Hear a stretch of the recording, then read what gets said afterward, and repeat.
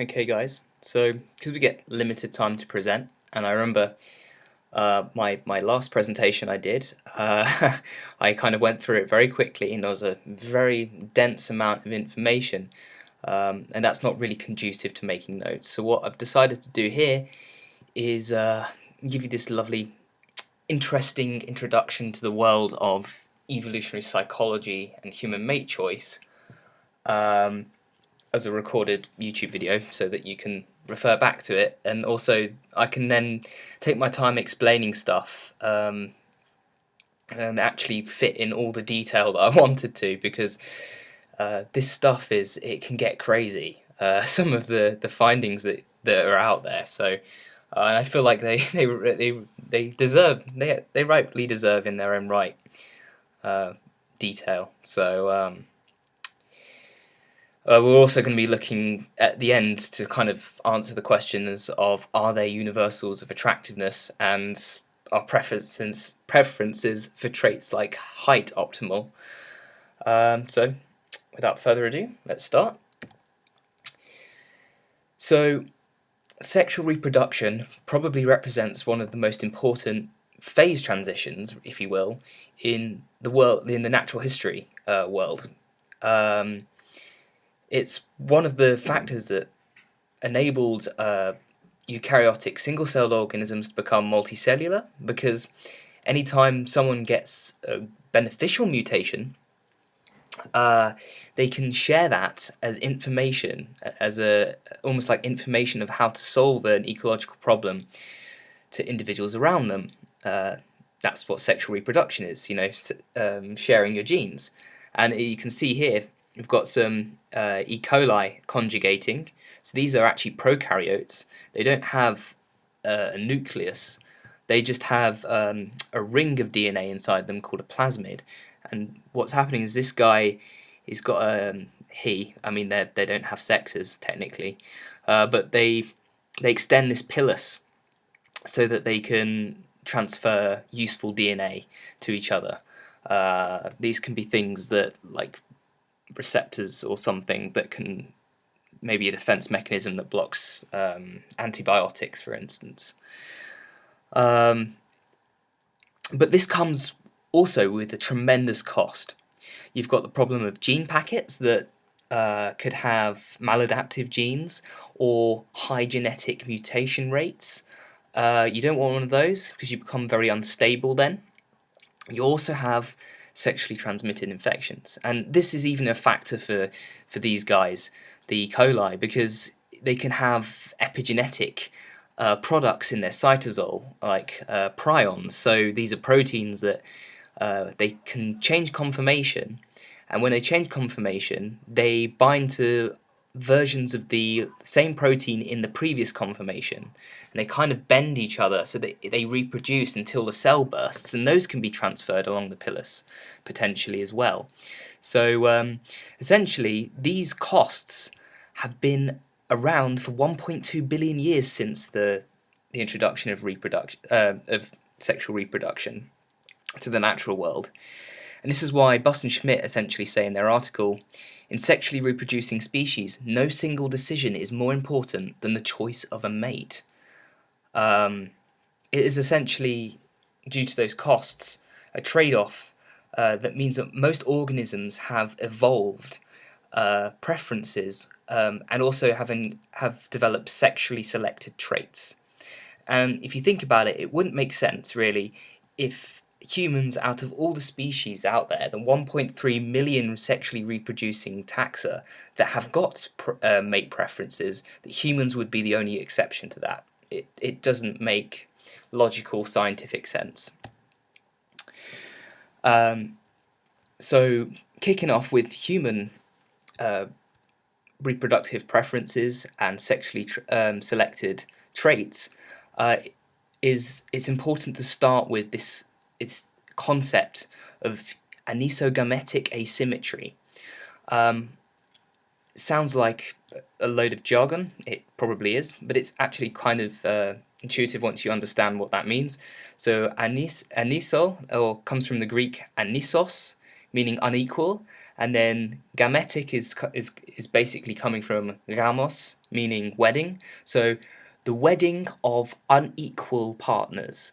And so basically Trivers comes out with this paper in 1972, Parental Investment, and I think it's Sexual Selection. I could be wrong on that title, where he points out that spermatozoa, the sperm cells, they're very small, they're very cheap to produce, and human males have an unlimited supply of sperm cells because they can make new ones in seminiferous tubules.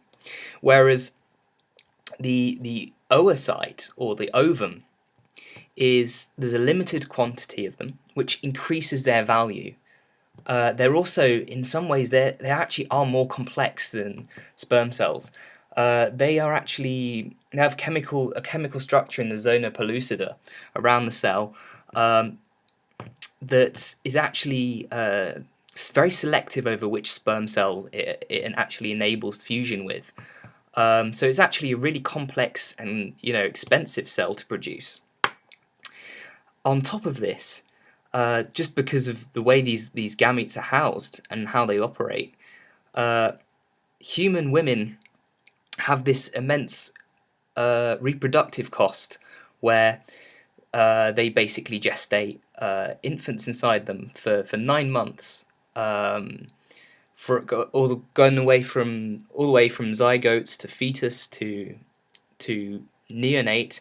But then also after that, they've got the costs of raising, as a mammal, raising offspring. In fact, primates have the lowest quality breast milk pretty much of most orders, just because of, in general, our primate infants are born less developed. They're more altricial than other taxa. So, for instance, in primates, the quantity of protein and nutrients in their milk is roughly only 20%. The rest is water. Whereas in carnivora, stuff like lions and wolves and polar bears, it can go up to 60%. So that just shows you how costly it is for primates. The fact that having slow-growing children, they've actually had to compromise on the quality of breast milk.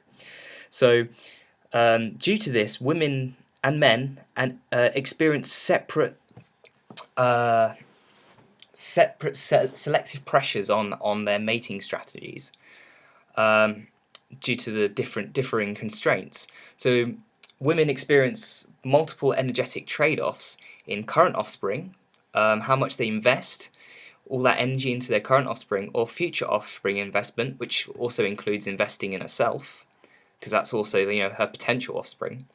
But also in genetic quality, choosing a mate that has good genes, which improves her inclusive fitness because of her child, versus the investment of her emotional and resource investment in a male mate that's going to provide her resources and protection for infant over a longer time. And this is especially in humans, where it's possible that our ancestors lived with arranged marriage structures, not necessarily polygynous, but arranged marriages tends to be a thing of more traditional cultures. So women don't necessarily get a choice, unfortunately, in their partner selection. So genetic quality is in a certain sense they're not able to have that as a choice. So it would make sense to have strategies to deal with that. And also polygyny, like they don't get as much resources if there's more wives. And this makes women the intersexual selection drivers of sexual selection. So they basically choose male traits, and that influences the evolution of male traits. Men experience different trade-offs because they have such cheap gametes, and they don't have the gestational costs. Their trade-offs are pretty much between investing in mating effort, and this is one of the main constraints on male reproductive success, is basically how many offspring he can sire.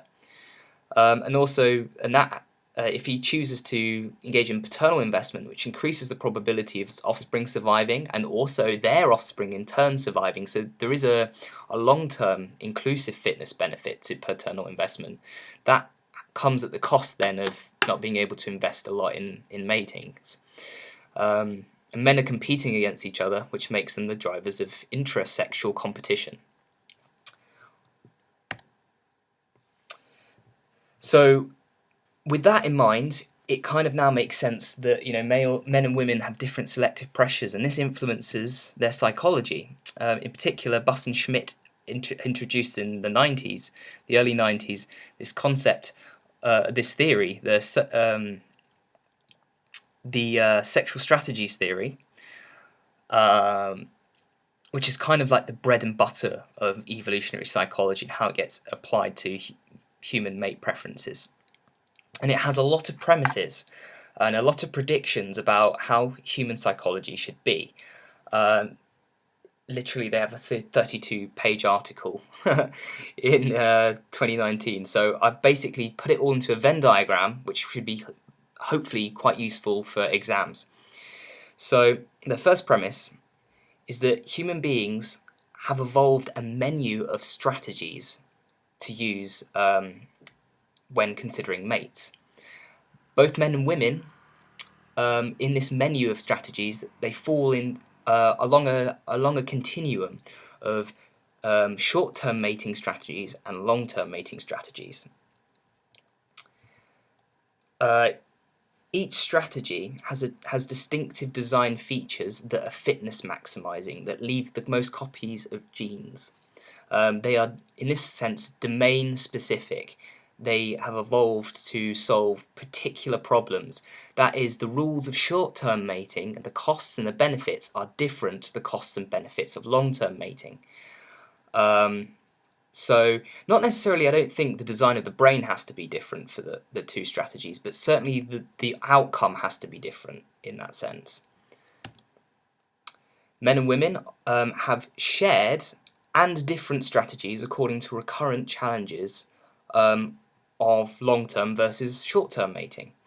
And the obligatory difference, like that I just mentioned with anisogametic asymmetry, is the reason why a lot of the differences between men and women fall in the short-term mating, and then men and women tend to converge more in terms of shared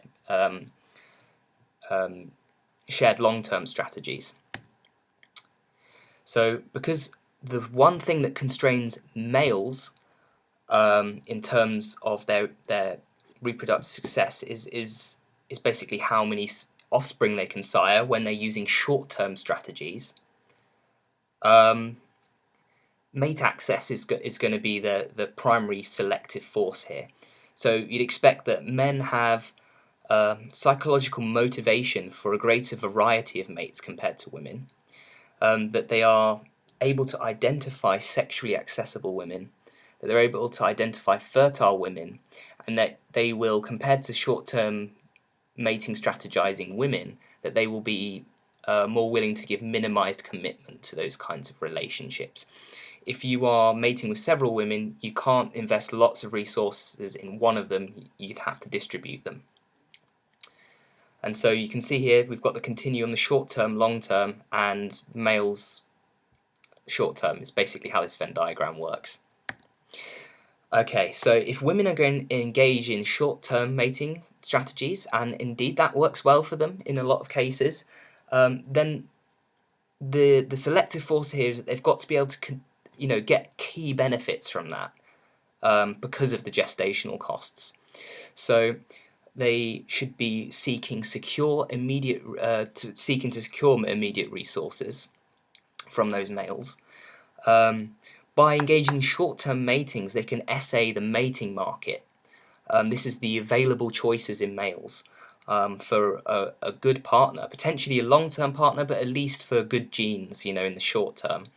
And this is one of the benefits of contraception, is that women are able to increase their reproductive success. They should be looking to obtain superior genes to compared to their regular mates. So in a polygynous environment where you cannot choose your partner, quite often you might end up with a man that your parents or your family have chosen that's got like the best resources but doesn't have the best genes. So extra pair copulation might be a good strategy in this case. And also engaging in lots of short-term mating enables you to have the option of switching mates if you find a more preferable mate that might be a better long-term mate. Okay, so there's also shared components between men and women. These are 5 shared components. Both, if they're looking for long-term strategies, should want to identify a mate with similar value. If you have a mate that's high quality to you, they might defect. And if you are high quality compared to them, your reproductive success won't be optimal. You should, men and women should also look to identify long-term commitment from their mates. They should look to find a mate that's altruistically skewed in their welfare trade-off. That means that they are willing to give you more welfare before they eventually stop giving you welfare because they have to maintain their own welfare. They should look to identify good parenting skills. This is really important for your inclusive fitness.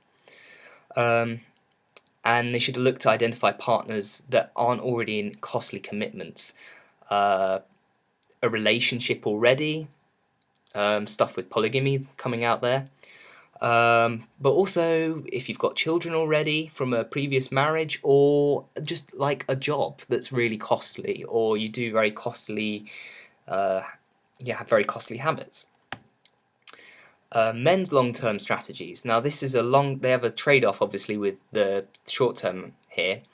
So men should be looking for mates that have high future reproductive potential. So, younger women that have long-term, because you can essentially monopolize all of that woman's reproductive resources essentially. So you can pay for that trade-off because you can have several children with one woman and grandchildren.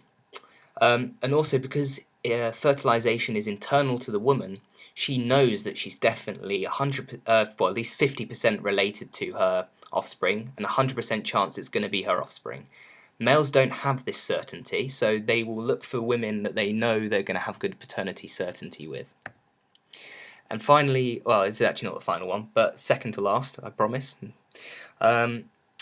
Women engaging in long-term strategies should want to identify men with good resources for their inclusive fitness, them and their offspring.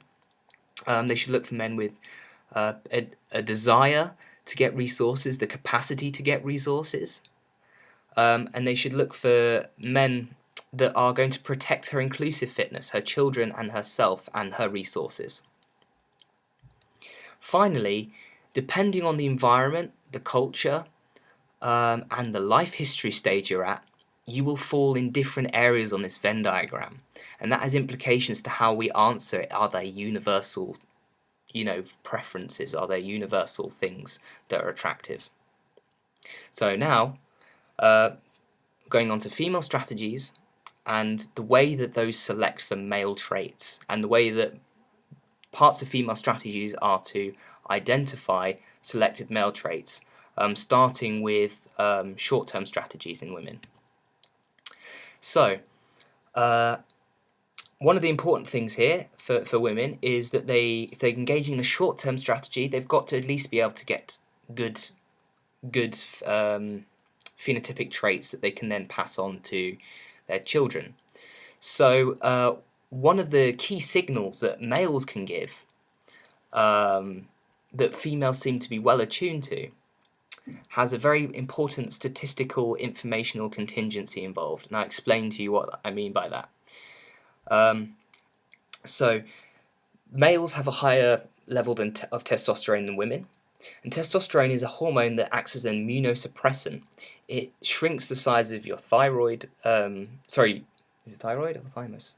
Thymus gland, I think, which basically produces your white blood cells. It suppresses them. And this means that men are more likely with high testosterone, are more likely to have infections. And what I've got here is an X-ray I took of a skeleton that I was analysing over at Kent in paleopathology.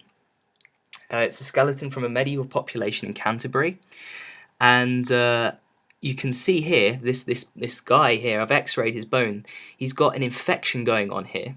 That's what these clouds are. You can see here. That's osteomyelitis on the inside of the bone, where the bone's structure has got infected. But also you can see these lines.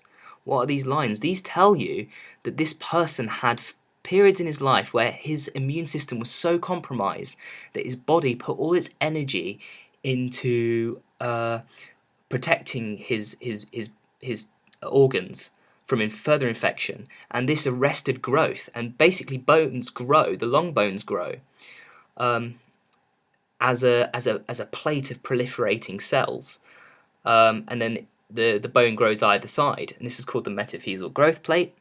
And if the growth gets delayed because of an infection, it leaves behind these lines, these Harris lines they're called, of arrested growth as the plate moves along, as the bone grows.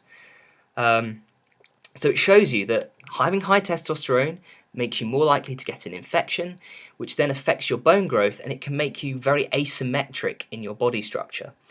You can see here, this is an example in deer, asymmetric antlers.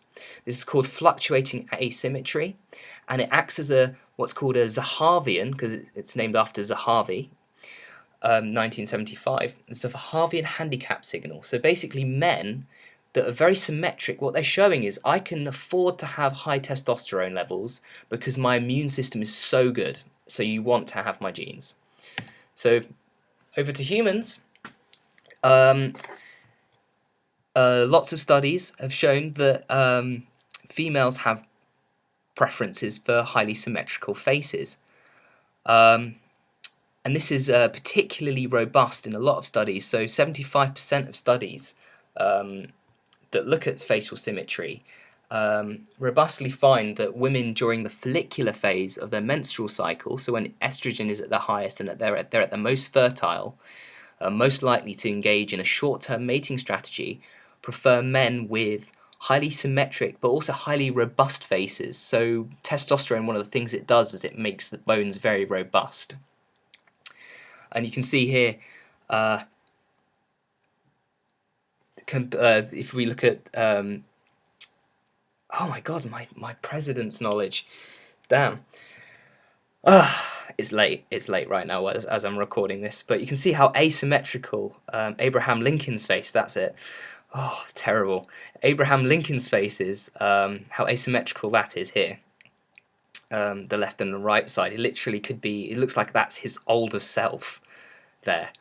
Whereas Leo is just extremely symmetrical there. You can't even tell that it's both right sides. And this is in line with something called the dual mate hypothesis. So that women will be in a relationship long term with a man that's got a lot of good resources, but that in the polygynous environment where you don't get to choose your mates, she might engage in extra pair copulations for short-term mating to get extra genes, the benefits of the good genes, during the follicular phase when she's essentially most fertile. But a lot of the studies have also found that almost that this facial symmetry is mostly preferred when considering only short-term mating relationships. And one of the things that Bust and Schmidt review in 2019 is that that essentially women that engage in lots and lots of short-term mating, chronic short-term mating, tend to overemphasize males' physical features compared to, say, for example, resources, which fits with the good gene hypothesis. But there's good reason to be dubious of this. I mean, what does it's just about the immune system, essentially, is what this signal gives you.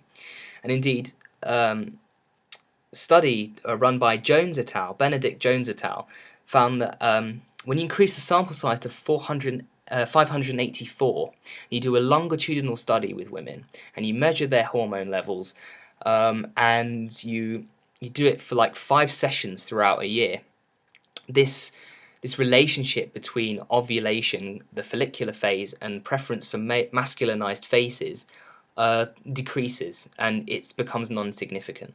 Although I have to say that since then, Benedict Jones has did another study in 2018 where he found that if you intersect desire, I think it was for short-term relationships, with the menstrual cycle, then it becomes significant again. So there's an intersection between these two hypotheses, and suggests that there's actually another hypothesis that's really causing what you're finding here. And indeed, actually, Arslan et al. In 2017 did a really awesome study where it was online, where women would self-report in diaries, essentially online. It's a sample size of 26,000. This is really good, statistically, anyway. Where they found that when women were most fertile, it also increased their sense of self-perceived desirability. So maybe what we're tracking here is not that women are finding men more attractive during the follicular phase. It's that they know that they are more attractive in terms of their side of the mating market.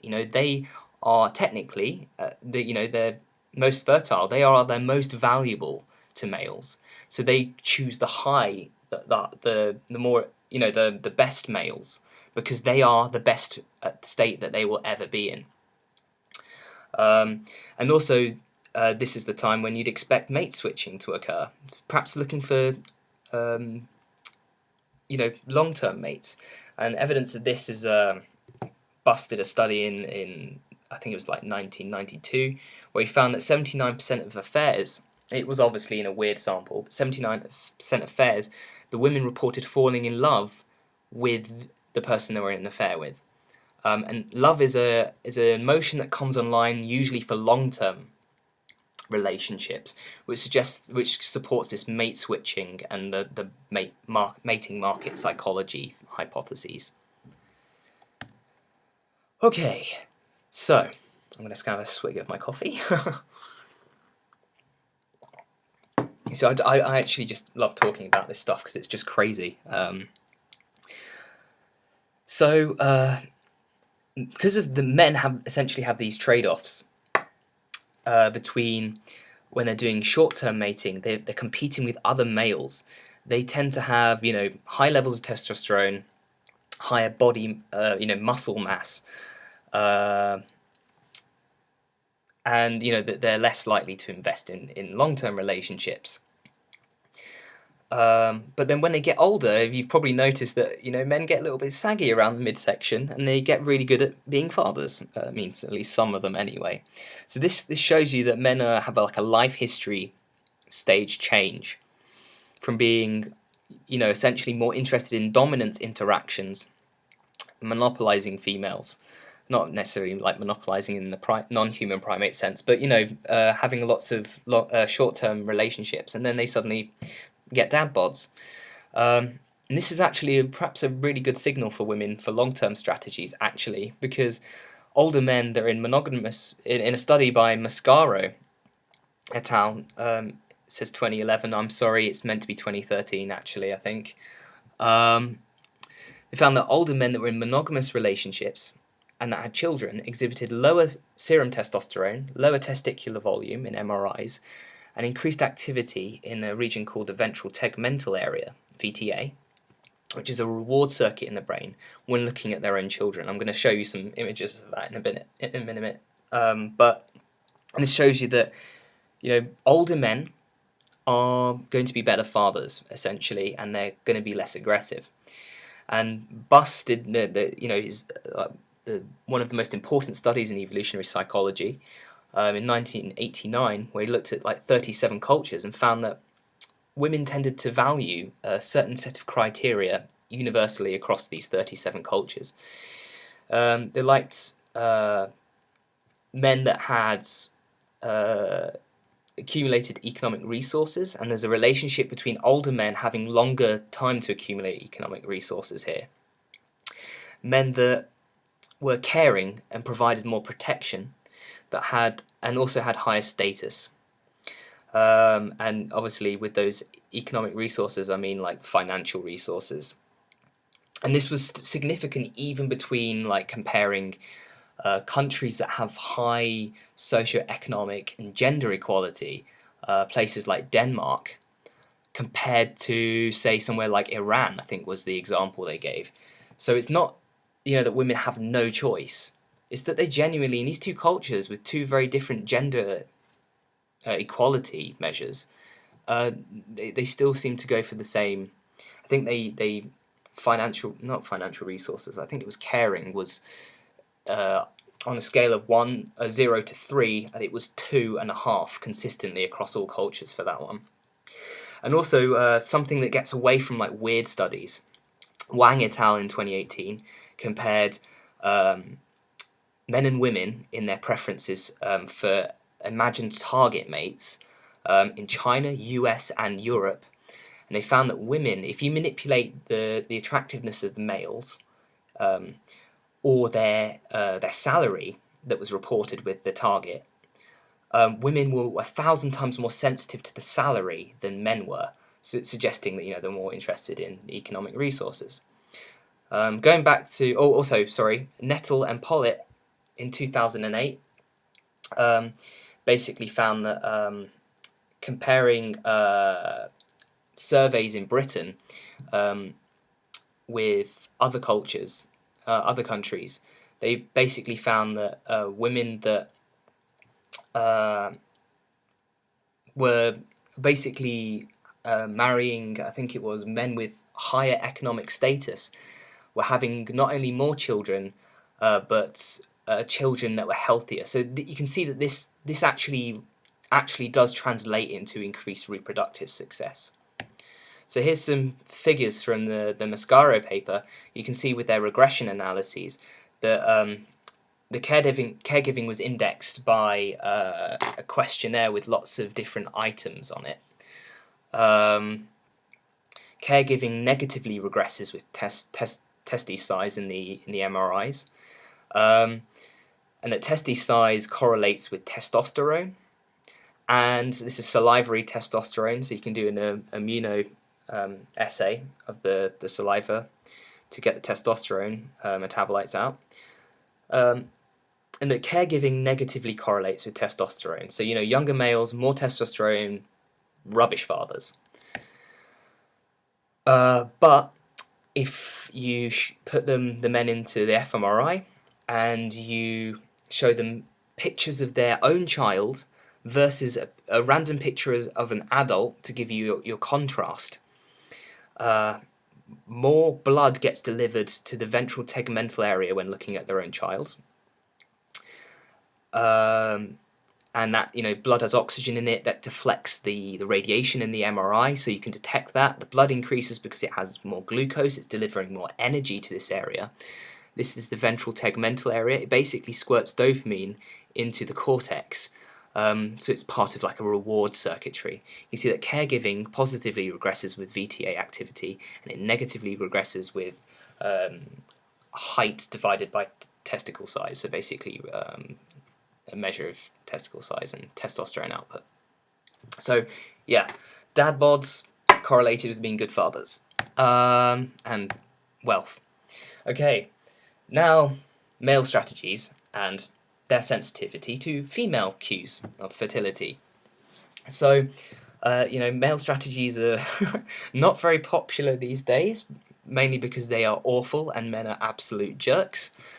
But in relation to short-term mating in psychology, sex differences in desires for sexual variety are among the most robust and well replicated of all effects in the psychological sciences, with effect sizes often reaching. Now, in the paper I'm quoting from Buss and Schmidt, it says DS. This is Cohen's D. It's basically a measure of effect size of 0.74 or greater, which is quite a high effect size. I've added in Cohen's with the curly brackets, just so that it makes sense. So given that males' reproductive success for short-term mating is mainly constricted by their access to females, men have to be really good at identifying when females are fertile, and this is actually one of the things that we share with non-human primates. You know, by now we've discussed it before in class that female chimpanzees, and this is actually a bonobo I've got here, they develop these elaborate and really uncomfortable looking sexual swellings. Like, that's an obvious signal. But actually what's more ubiquitous across the primate order, which we haven't discussed, is that females actually give lots of cues and signals in the behavioural domain of coming close to ovulation when they're in the follicular phase. So like Barbary macaque females in Gibraltar, FYI, Gibraltar, right? So this is the only primate that's considered British. Effectively, Barbary macaque females produce copulatory calls when mating with males. And basically, the closer they are to ovulating, the highest chance of the male actually siring offspring, her vocal signal changes, becomes kind of, you can see it becomes into units. It becomes very choppy in the spectrogram, and basically the reason why that happens is higher ratio of estrogen. There's lots of estrogen receptors in this region of the brain called the periaqueductal gray, or PAG. It changes the neural structure, it increases the connectivity of neurons here, which then changes the vocal signal and predicts highly, I think it's like literally 97%, it predicts male ejaculation. So males tend to like know that if females, produce this signal, this is a good time to actually definitely sire offspring. And other males listen to this signal when they hear the females calling, and so actually females, this might be also a female strategy. And I'm bringing this going this deep into the non-human primates just to show you just how much, even in primates, female behavior is influenced by the hormones. And these are the capuchins. How could I leave capuchin out? So this is Thelma. These are black-tufted capuchins, by the way, and this is either Eduardo or Ernesto, either the alpha or the beta. And basically, we find that when we assay the female's feces, capuchins, they poo the most frequently of all primates. Just a lovely fact for you to know there, which means you can get really good hormone analyses of the metabolites out of their poo. And we know that basically these females produce this really unique call when they're close to ovulating, where they sort of do this laughter, they smile, and then they rub their bellies. So this is Thelma trying to chat up Ernesto or Eduardo.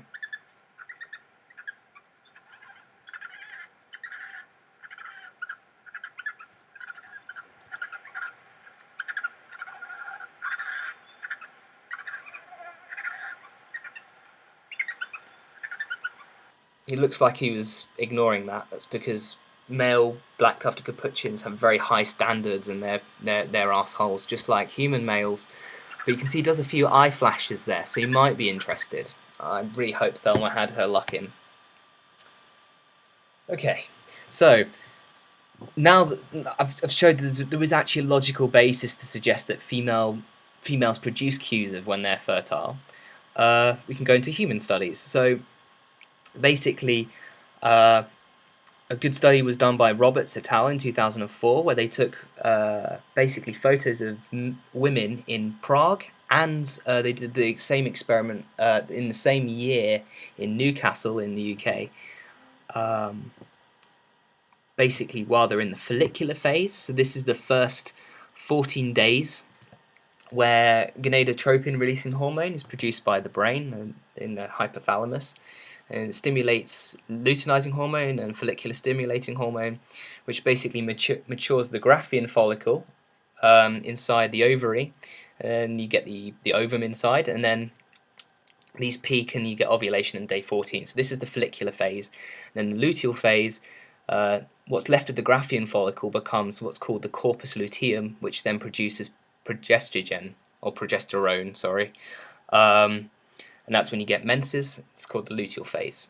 And basically, both men and women in these studies were able to distinguish which phase the woman was in by basically which image is more attractive. They found that even if you put a mask over the eyes and over the mouth, men and women still stay sensitive to this.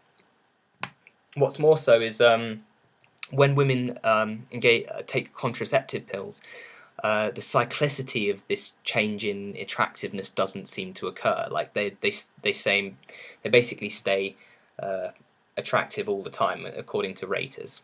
This, I think she's in the luteal phase in this image, and in follicular phase in this image. Another thing that males are that rate highly as attractive is high frequency of females' voices, and basically a study by Bryant and Hazelton in 2009 found that women's vocal fundamental frequency, the F0, is the highest during the 2 days prior to ovulation. What is vocal fundamental frequency? Basically, if you imagine a vocal cord as a guitar string and you pluck it, initially the entire guitar string, if you imagine in slow motion, it goes up and down, right? It vibrates. That first vibration produces the fundamental frequency of the note, and so it captures the entire string, if you will, and then the vibrations echo then along the string, right? So you get little waves essentially, and these are basically harmonics. Humans don't tend to hear the harmonics, but they show up in spectrographs. So the capuchins I analysed, this is their hiccup alarm call. You can see here that here's the hic and here's the cup. You can see the harmonics. Why the researchers are focusing on vocal fundamental frequency is basically it captures, like I said, the entire guitar string, the entire vocal cord. And basically it's the vocal cord that's going to respond to female hormones. And this is why males will be evolved to pick up on the vocal fundamental frequency, because this is what's going to have the correlation essentially with the hormones. Hazelton's basically the guy for this. So basically he also found that women's ornamentation is more elaborate when approaching peak fertility. This might not be a signal to men, it actually might be a signal to other women. Basically, you know, and actually women on women aggression increases when both are of, you know, their most fertile. So there's like a mate marketing thing going off there. But men probably are able to pick up on this as well. Finally, men use these cues to try and essentially monopolize women. And actually married men in this village in Trinidad. This is reviewed, I think, in the Alverne paper. They become more aggressive to non-related men basically when the women they're in relationships with are basically at their most fertile. So that's the nice ethnographic, non-weird resource for that one. These cues are... There's a great study by Miller, it's kind of famous in evolutionary psychology, showing that men seem to be, you know, sensitive to these cues in the wild, if you will, and they actually pay more money. It's a good proxy for the consequences of these cues in males' adapted psychology. So basically, Miller took 18 lap dancers and got them to self-report where they were in the menstrual cycle over 60 days. So whilst it's only 18 women, 60 days means it's a high, you know, a very large statistical sample through time. They basically found that lap dancers received their highest earnings when they're in the fertile follicular phase. On average, $335 per 5-hour shift. Lowest when they're in the luteal phase, $260. And, well, sorry, the second lowest, and the most lowest was during the luteal phase, $185. But actually, this dotted line represents, these are the standard error bars, I think. The dotted lines show you some of the dancers were taking contraceptives, and you can see there's hardly a difference, and this wasn't statistically significant between the fertile and the luteal phases in differences in pay earnings. So basically, you can see that once again there's a correlation between hormones and these cues and men's sensitivity, and then in turn how much men are willing to invest, because, you know, this is it's not actually mating behavior, but it's a short-term transaction. So men are actually willing to give resources even in short-term mating. So this is good strategy. Men trying to basically acquire mates using their resources temporarily, small samples of their resources, but also women are able to get good resources. So this is maybe an example for both, both sexes using their strategies on each other. And also with like I said, with the contraceptive pills, it shows you the influence of culture in evolutionary psychology, and particularly cultures that are good for both sexes in terms of optimality in some certain ways. So men long-term strategies, I feel like these need to be focused more on in today's society.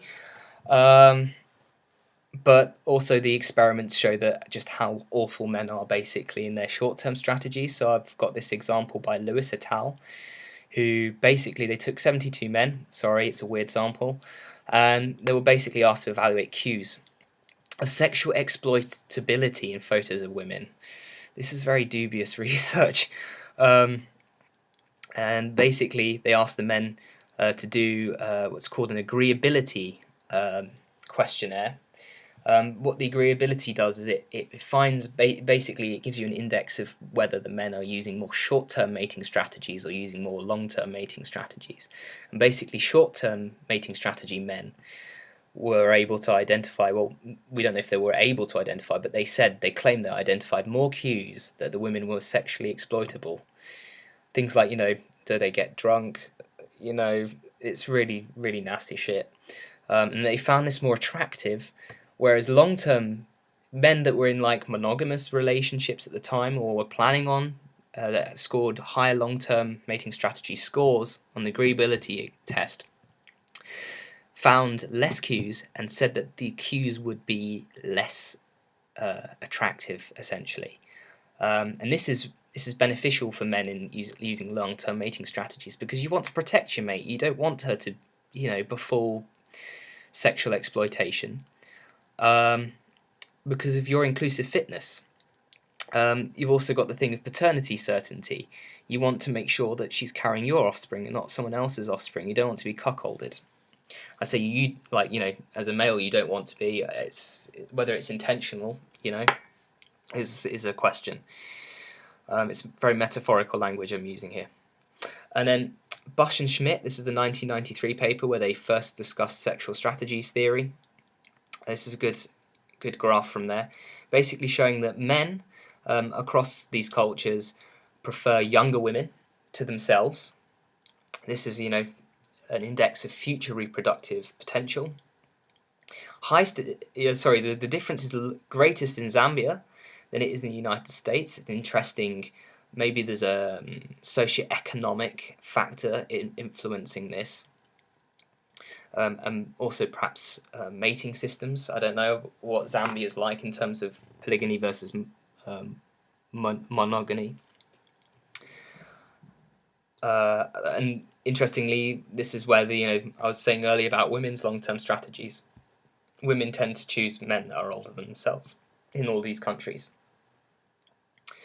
And also you've got some good ethnographic stuff from Bergerhoff and Mulder. Sorry, not Bergerhoff and Mulder. His name is Bergerhoff Mulder. It's double barrel. Where basically Kipsigi men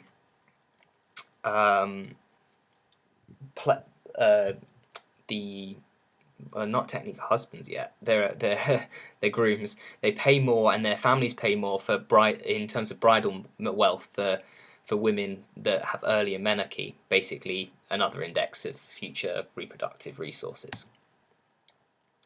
So the dreaded thing of height. If you're short, are you doomed in the mate market? The answer is it's complicated, but it makes sense that height relates some way to sexual preferences. By the way, this is Robert Wadlow, the tallest human being to ever live, 2.5 meters. He just towers above these women. This picture is really funny. He's tall, and these women are like, he's low, really nice.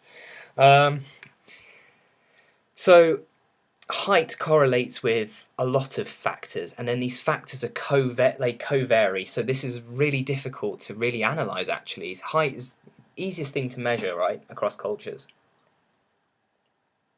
But it's also the most influenced by so many factors.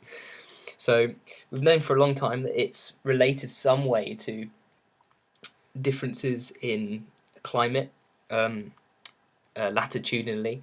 So differences in morphology help with homeothermy. So you've got Bergman's rule, really old, 1847. So here your body mass should be inversely correlated with average thermal temperature. So the colder it is, the larger the body mass you want, so you can reduce the area to volume ratio so that you lose less heat. So think about Inuit hunter-gatherers in Alaska, far North America and Alaska, where you want, they're quite tubby, and then you've got on the other side the Maasai that are, quite thin. And then Allen's rule is about morphology instead and limb proportions. So once again, if you'd expect an inverse correlation between limb proportion and decreasing temperatures. So if you're in a hot country, you want long limbs to increase the area to volume ratio, losing heat. So yeah, Maasai are tall, slender, whereas the Inuits are a bit shorter. But the thing is, actually, the relationship, as it turns out, if you plot it, it's curvilinear, and it peaks at latitude 40 on a map. What do I mean by latitude 40? Well, basically, if you imagine where the United States is, North America, England, all of those countries, the the white privileged countries are all along that line where you get the most nutrition, right? So it kind of makes sense that height is the tallest here. So it's not just influenced by purely adaptive for the ecology, there's the influence of culture and economic development there. Nutritional consistency is another, so I've just showed you it basically co-varies there with nutritional consistency. Best evidence is actually Paleolithic. So in the early Upper Paleolithic, when anatomically modern humans first evolved, 350,000 years ago, give or take, whatever, basically humans hit a height of like the maximal height of 1.8 meters.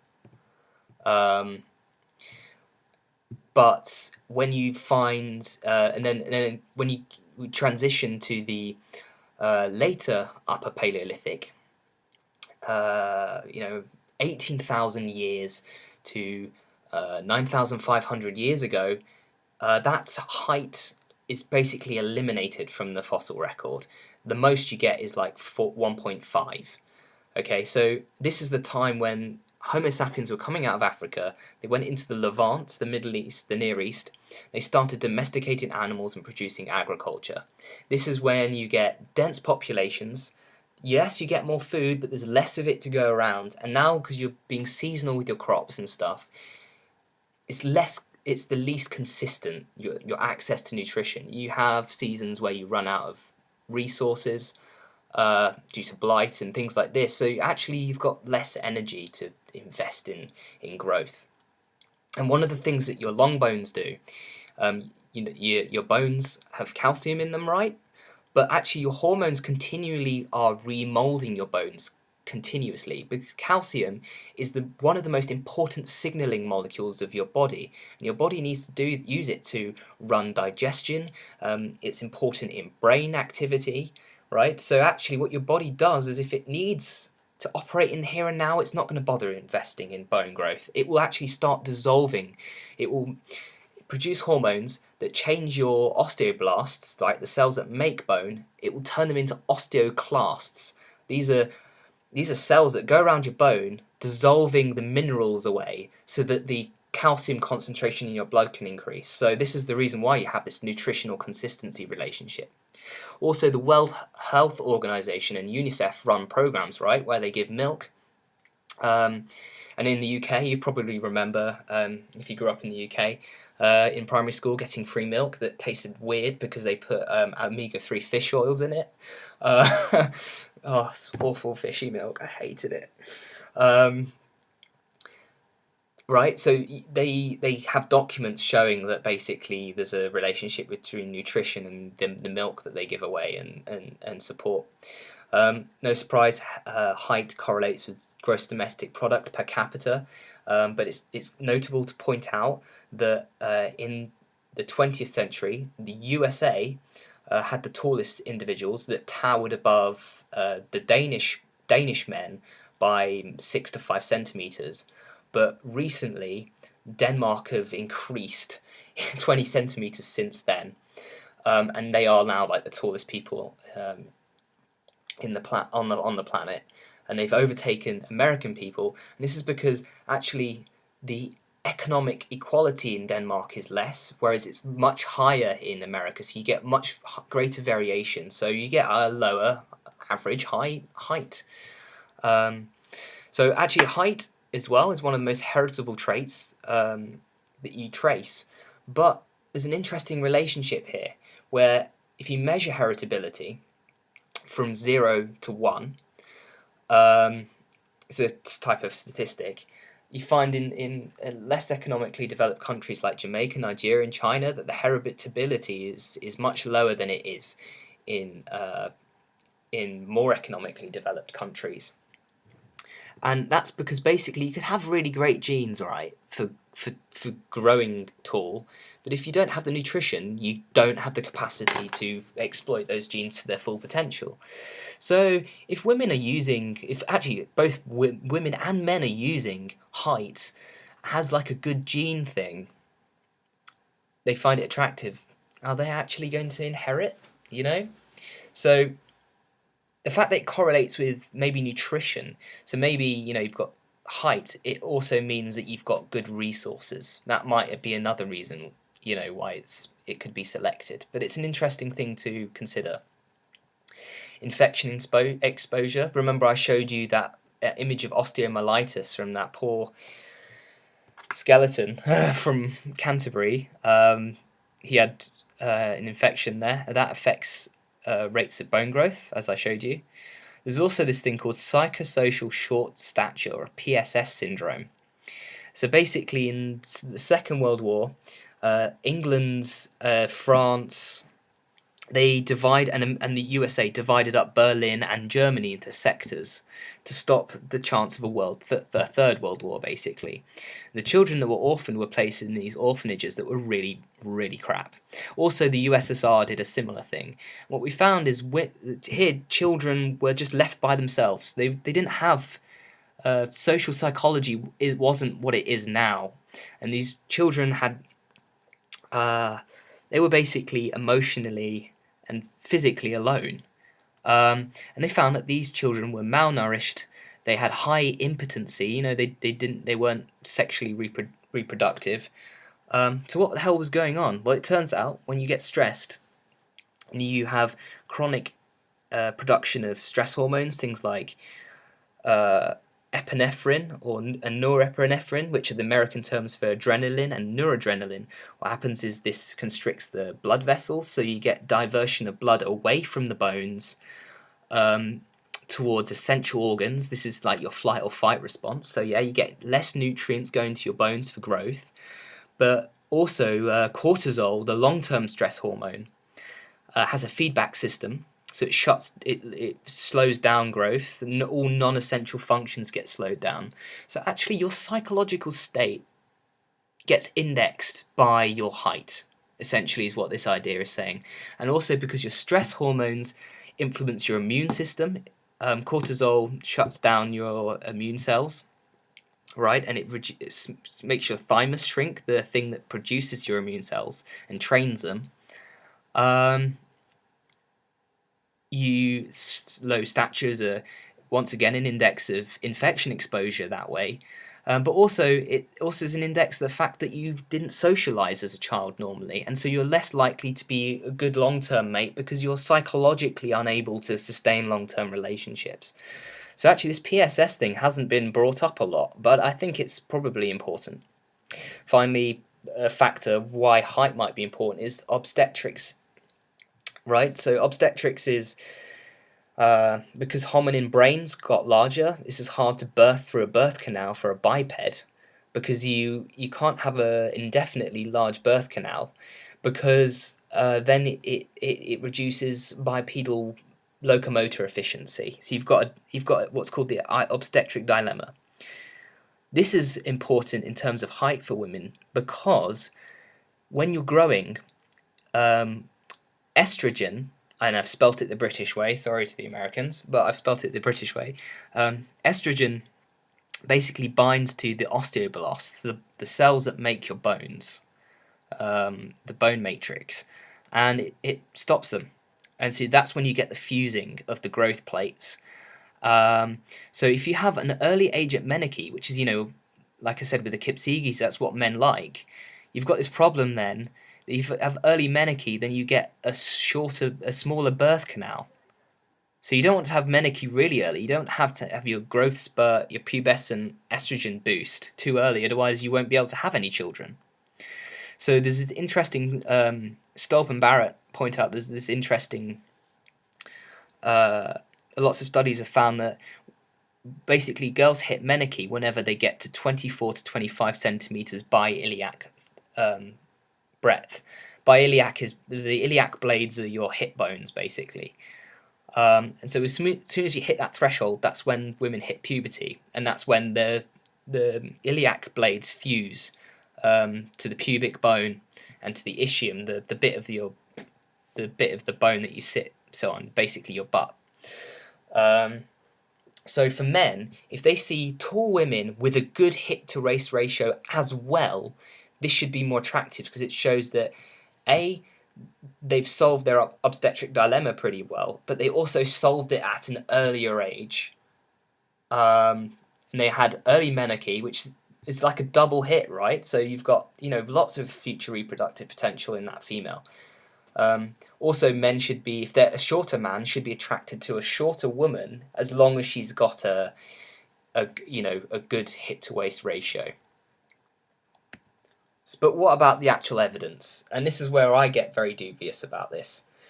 So there's lots of weird studies, Western economic, industrialized, rich and democratic studies, using proxies for relationships between status and height. So, for example, Stolp has done an analysis in 2013 showing that presidents in the US are more likely to be elected if they were taller, and there's studies using about 9,000 Dutch siblings, where they found that the reason why they're using siblings as studies is basically you'd expect that brothers and sisters have access to the same level of nutrition, right? But then if you get a tall sibling and a short sibling, the tall sibling is most likely, at the age of 18, their height at 18 predicts how well they attain in terms of future education prospects, right? But does this actually translate to pairings, right?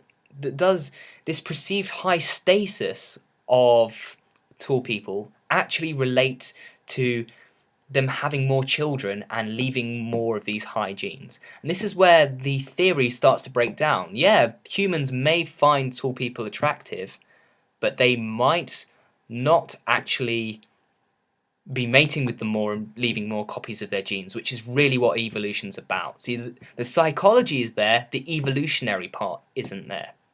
All right? So Stolp did a meta-analysis of 154 effect sizes, measuring the effects for correlation coefficients. So men's height correlating with their partner, so men and women in relationships being the same height in 43 countries. And they found moderative assortative mating. So assortative mating is where you choose a mate that's roughly the same height as yourself. That's what the correlation coefficients are about. They found that in Western cultures, and they categorized Western and non-Western using the, I think it was the UN geographical coding system. So actually here, like Australia is considered Western in the geographic coding system, even though it's technically not. So it's actually pretty good as an objective measure of Western and non-Western, rather than just being arbitrarily, like this is the West, this is the not West. And they found that the correlation coefficient for the effect size, they converted the Z effect size into a correlation coefficient is easier. So that's what the R is here. So R is equal to 0.25. And the effect size for non-Western was actually smaller. That's interesting. It wasn't significantly smaller, but it was smaller, 0.21. These are moderate, right? So there's a relationship going on there, but it's not that great. Furthermore, they looked at the unexplained heterogeneity within the Western and non-Western. So how much do these correlation coefficients differ? So how much does men and women being the same height differ within these countries and between them? And they found, and how much of that heterogeneity is unexplained by the factors in their model. They found 93% for Western and 76% for non-Western. Interesting that it's once again non-significantly higher for Western. So there's basically most of this variance, they don't know why the hell it's happening. And it's worse in Western societies. So basically men and women are only just about mating with people at the same height as them. Okay, so what about intuitions feeding into this? How does mate choice here influence this assortative mating? Well, Stolp et al. Did an earlier study in 2013. They were very productive in 2013. They did 13 studies. But one of them was basically they used data collected from the UK Millennium cohort sample. This is a very particular sample that I actually know nothing about. And they used a mathematical model to simulate a random mate height sorting model. So this is basically men and women of different heights mate randomly with each other. Okay, so they compared what do couples actually choose with this random mathematical model. They found that norms like males being taller, right, that women would prefer men that are taller than them, not just the same height. They found that rule, that normative rule, moderately predicted couples actually being the same height better than the random model. So not even men being actually taller than women, but the assortative mating.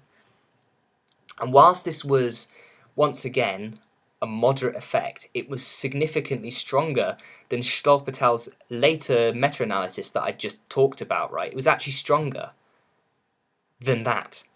So when you're doing the meta-analysis of all these countries, of these 43 countries, what you're finding is men and women choosing each other at the same height is actually unlikely to be affected by the norm that men should be taller than women. So what we're seeing here is perhaps evidence that, yeah, women find tall men attractive and tall men find tall women attractive, but that this doesn't necessarily result in changing gene frequencies for height or changing inheritance of nutrients affecting height. So at the end of the day, height is a complicated issue, and worse, it's intuitive, right? As a man, I think it would be a bit awkward if my partner had to like bend down just to kiss me, right? It's intuitive that it makes sense. But this is an issue in science because it means that you're more likely to make a type 1 error, that you accept the hypothesis, that you reject the null hypothesis when in fact it's true. And this is the thing, it might be statistically significant, but it might not be biologically significant, and vice versa. Okay, I promise I'm almost done. But at least, with this level of detail, it should help you with the exam. And you're not obliged to watch this entire video. So finally, immunocompetence is something that both sexes should want equally. And this is where this beautiful and amazing and crazy and weird thing comes in. The major histocompatibility complex, the MHC. What is this?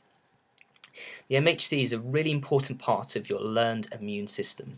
So basically there are two sets of white blood cells, large types of white blood cell. You've got your innate immune system, what you're born with, for just general infections. And these blood cells are, these white blood cells, they basically just swallow up pathogens. Or another thing is, like, pathogens, like bacteria, they produce poisons. So antigens are like poisons, right, into your blood.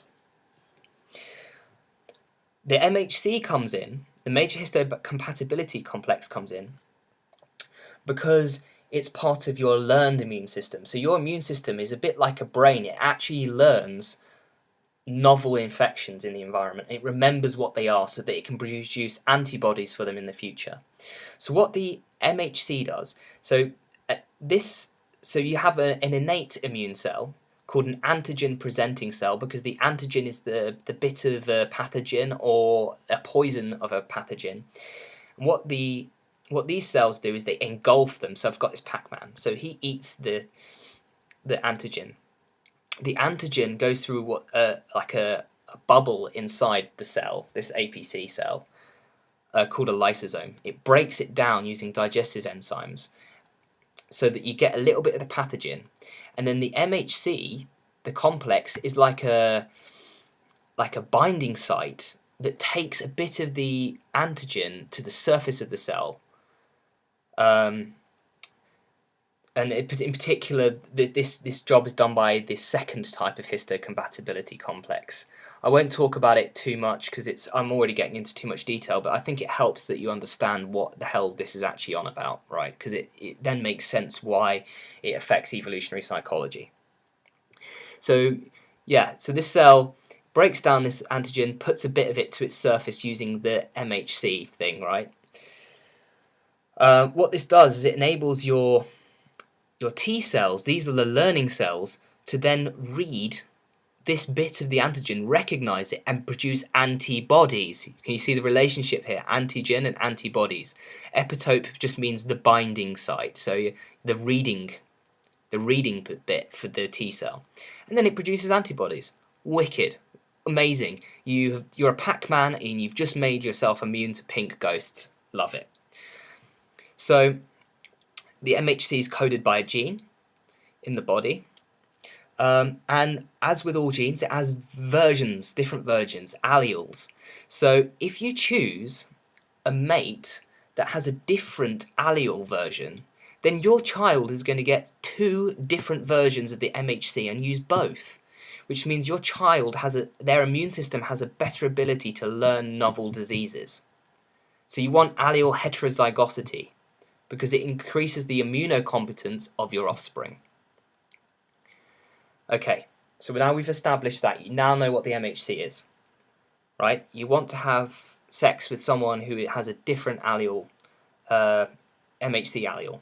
So, Garver and Apgar et al. In 2006 did a study, and this was a really cool study, where they paid women up to $90, or they gave them a free coupon to have a degree, to join the degree program in evolutionary psychology, so that they could make sure that they were getting truthful information.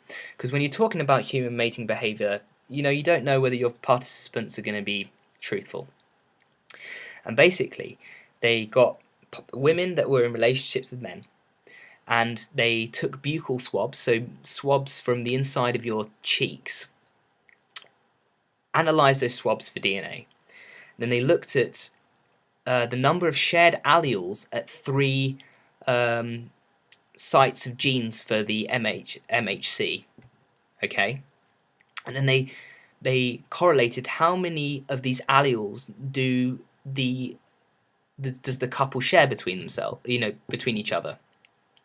And what they found is shocking. They found that sharing alleles predicted low sexual attraction. The women that were most close to their current partners, MHC, found them less attractive.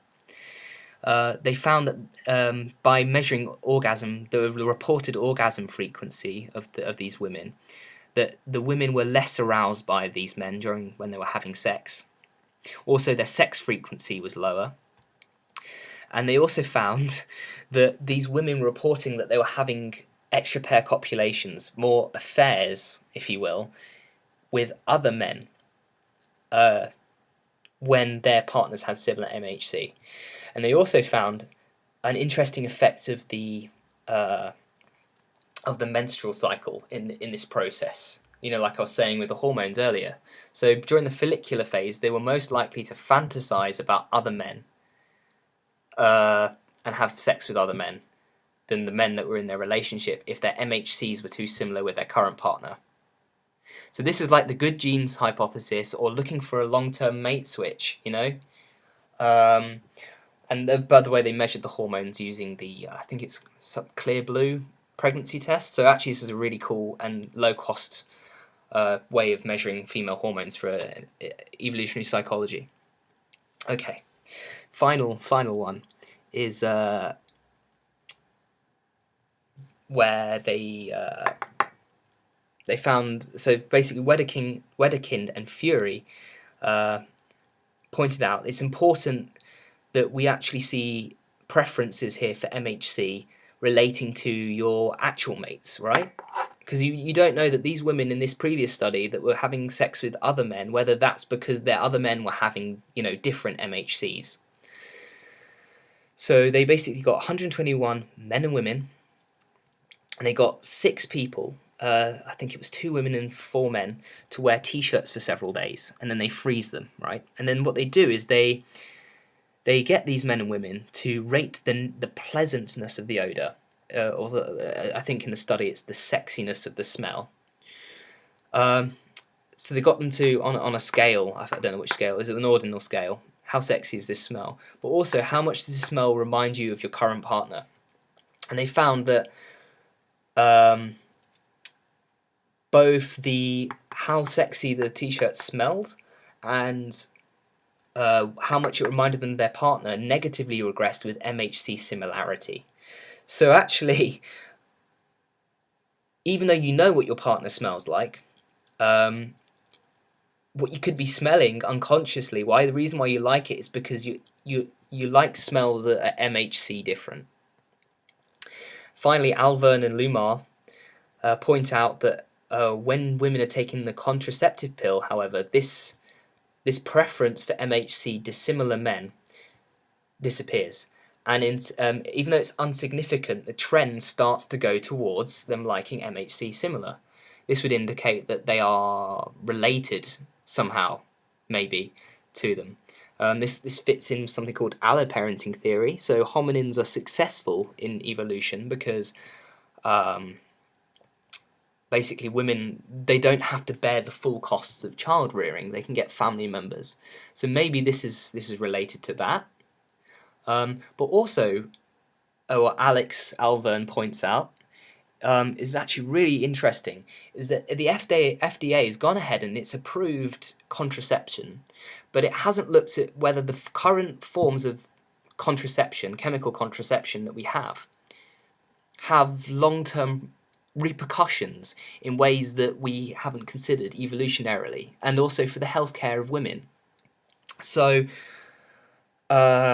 what female contraceptive pills do is they basically inhibit gonadotropin-releasing hormone in the brain, the hypothalamus, which basically stops, the luteinizing hormone, the follicular-stimulating hormone, and progesterone increases to pregnancy levels. So it's basically mimicking pregnancy.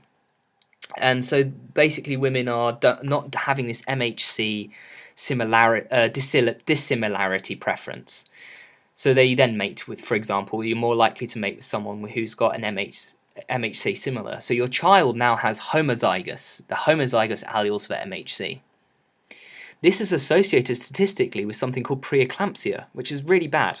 Basically, your immune system reacts to your baby, and what it does is your blood vessels have smooth muscle, involuntary unconscious muscle wrapped around it, which controls your blood pressure, increases your blood pressure, so those muscles constrict, so your blood pressure increases to dangerous levels. Your platelets begin to break down, which is important for you clotting, to enable you to clot. That's what platelets do in your blood. Your red blood cells begin to die. because of this high blood pressure. So that's the pre-eclampsia, and if it continues unabated, you can get eclampsia, which is basically long-term damage to the brain, where you start having seizures because of these blood pressure changes in the immune system, right? So there are long-term negative consequences for women potentially. So maybe we need to look at the evolutionary implications for this, the using the pill, because it could decrease women's reproductive success, but also just like, who the hell wants preeclampsia? It's dangerous for the baby, it's dangerous for the woman. So if this is the case, it hasn't been looked into, but it needs to. Because preeclampsia can be managed, so at least if we can identify it, we can keep the contraceptive technology we've got at the moment, and we can bring in measures for controlling blood pressure. Women with preeclampsia can have children. Actually, there's actually suggestions that if women that have preeclampsia have sex with the man that they're in a relationship with, it actually reduces preeclampsia, which is interesting. Maybe it's got blood pressure decreases because they feel more relaxed or something. I don't know. But basically, we need to improve the technology of our chemical contraception, because it's important to have good, reliable, and safe contraception. So, finally, conclusions. Are there universals of attractiveness? Going back to our Venn diagram, I basically showed saying that they're universals is a bit of a loaded concept, because our universals in that diagram were basically showing that the universals are dynamic, depending on your local conditions. So how much can you say that there's variance in one universal before you start saying that they're different, that it's not universal? This is perhaps a more philosophical question, but my answer that I've put for this would be that universals are dynamic within a range of adaptiveness. The evolution operates via diversity and novelty. So there might be new traits that men and women prefer that haven't occurred yet, that are optimal, right? So there might be new universals added. And the cognitive predispositions, the adaptive menu that Buss and Schmidt propose, have actually, part of their design structure is that they're relative to local mating markets. So, for example, mating markets, how valuable you are to mates and how valuable they are to you, varies culturally and demographically. For example, contraception has enabled women to sample mating markets at a lower cost, so maybe they might go for low quality males, for instance, because they can, the constraints are there. Men are also sensitive to local sex ratios, so maybe they're willing to pay more for women when they're fewer in the environment, and they're less choosy when there are more women, right? So this is like you can imagine like a module monitoring sex ratio or cues of sex ratio. There's also local optima that the brain might be adapted for. So for instance, there's those studies that we talked about in Mind and Culture where preference for women with strong good hip to waist ratios that were thinner was preferred when men were satiated, they'd just eaten, but when they hadn't eaten, they preferred women with more body fat, right? So this is you can say that the module is universal for having preferences in body fat, but which way it swings, the parameters of that cognitive predisposition are influenced by local optima. Okay, and like I showed you with the hormones, the neuroendocrine states, and the life history stages with men, preferences change according to where you are in universal stages of human development. Okay, swinging back to height, our preferences for traits like height optimal. Well, once again, we have to make a distinction between adaptation, an adaptation like height for climate, maybe for hunting, things like this, and adaptiveness, whether the trait is adaptive now. And given, as you saw, how, like I said, it's curvilinear, the relationship with height and climate, and at the 40th degree latitude, that's where it's at its peak, and that's where you get the highest nutrition. It might not necessarily be optimal anymore, it might just be like a byproduct or something that was once optimal, that everyone's now going to get better height because their nutrition's better. Everyone's going to get to their full peak potential, and actually the Danish populations are still increasing in height, so they haven't reached their natural human limit. Which I propose is probably going to be something like how big your heart is, constrained by how big your heart is for pumping blood to those areas. So the causation between genes and nutrition and stature and the environment is so multidimensional. It's hard to say whether they're optimal, and at the moment we're using there's a lot of proxies out there, like with the president study. It basically it's a world waiting to be investigated more. So a preference is for traits like height optimal? Not necessarily. I'd say there hasn't been sufficient enough evidence of that. But what there is sufficient enough evidence is that height seems to be preferable, and matching height seems to occur whether people follow the norms, like men have to be taller than women or not. So yeah, that's basically it. Thank you if you've been listening through all of that. Those are the references. And in the lecture, I'll have the link appear here. Okay, thanks guys, bye.